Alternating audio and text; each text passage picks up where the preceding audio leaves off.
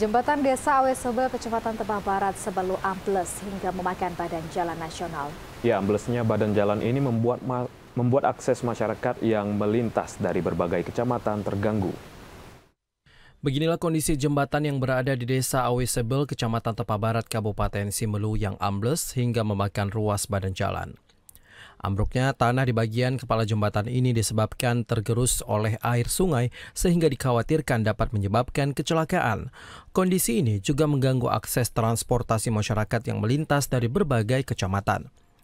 Camat Tebah Barat Muhsin mengaku sudah melaporkan kepada pemerintah daerah Simelu terkait amblesnya badan jembatan yang masuk pada ruas jalan nasional ini. Pada pimpinan Bapak Bupati kiranya ini dapat segera dilakukan penanggulangan atas kejadian yang terjadi pada hari ini, sebab jalan ini merupakan jalan utama dalam rangka aktivitas masyarakat setiap hari. Potensi untuk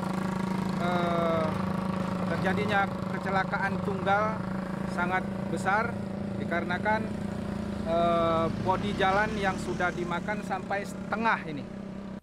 Pihaknya berharap agar kondisi kepala jembatan tersebut bisa segera dilakukan penanganan, sebab selain dapat mengganggu keselamatan pengendara yang melintas, juga dikhawatirkan kepala jembatan akan ambles makin melebar.